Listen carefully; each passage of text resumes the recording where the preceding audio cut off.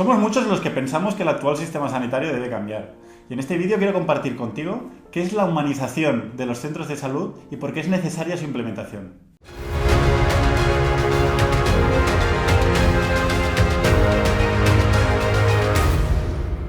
Mi nombre es Albert Cervera y me dedico a hacer planes de humanización para centros de salud y los acompaño en sus procesos de transformación. Humanizar es personalizar la atención, porque detrás de cada enfermedad hay un ser humano que vive su experiencia a su manera. Es poner en el centro a las personas, y no solo al paciente, sino también a los acompañantes y al personal sanitario. Humanizar no es trabajar en un área en concreto, es un compromiso que tiene que tener toda la organización y supone revisar todos y cada uno de los procesos poniendo ese foco en las personas. Humanizar es mucho más que ser cortés. Es minimizar esta tendencia de tratar a las personas como objetos y empezar a tratarlos como personas y no tanto como una enfermedad o como un síntoma. Es tratar a las personas desde su totalidad, desde su parte física, mental, emocional, cultural y espiritual.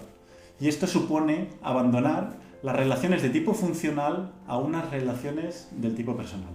De todas las investigaciones internacionales que he realizado, te quiero compartir una serie de ejemplos de humanización que creo que te van a ser muy útiles.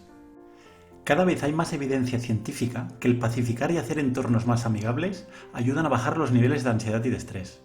Fijaros en este caso, por ejemplo, como un dentista o en un lugar donde te haces un TAC donde el nivel de ansiedad generalmente es muy elevado. O fijaros cómo puede cambiar un hospital con una acción tan sencilla como esta. Un simple adhesivo, un vinilo enganchado en el techo, que es el lugar donde, si os paráis a pensar, estáis mirando continuamente cuando estáis en camilla.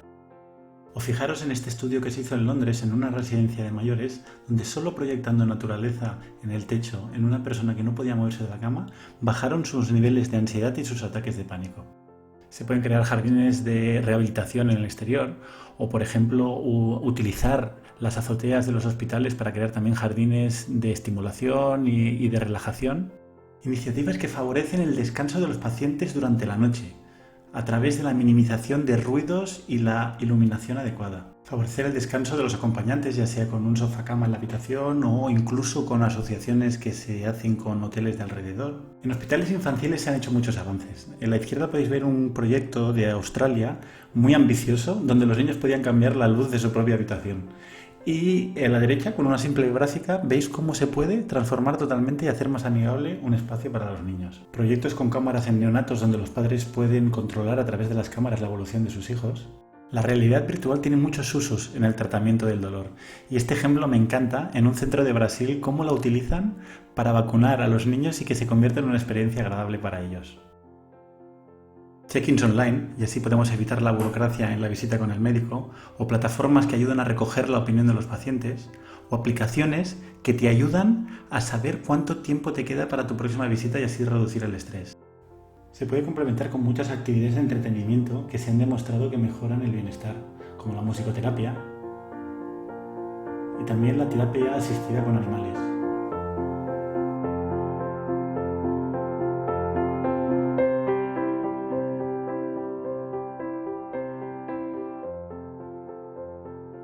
Estos son solo algunos ejemplos, y realmente las alternativas son infinitas. Pero aquí es cuando viene la pregunta del millón. ¿Es realmente la humanización un bien de lujo? ¿Es viable para el sistema sanitario teniendo en cuenta las restricciones presupuestarias y los problemas económicos que están teniendo actualmente? Yo creo que sí, que es una inversión con un elevado retorno. Y por suerte cada vez hay más estudios que avalan este tipo de enfoque. Desde una reducción de los niveles de estrés y de ansiedad, acortar las hospitalizaciones, reducir el dolor, incrementar la productividad y la retención del personal sanitario. Que no nos olvidemos que es el sector, en el caso de España, con un mayor nivel de ausentismo, con los costes que ello implica.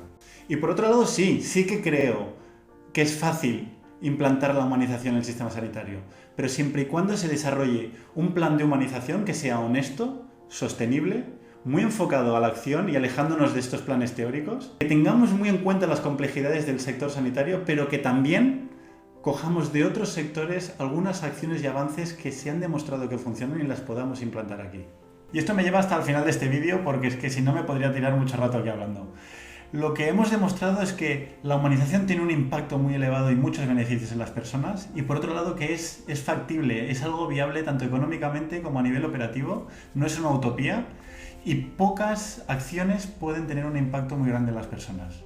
Y estos planes de humanización que os explico aplican para cualquier tipo de centro de salud, desde un hospital, una residencia de mayores, un centro de desintoxicación, un hospital infantil, etc. Como soy muy amante de las frases, me gustaría acabar con una frase de Freud.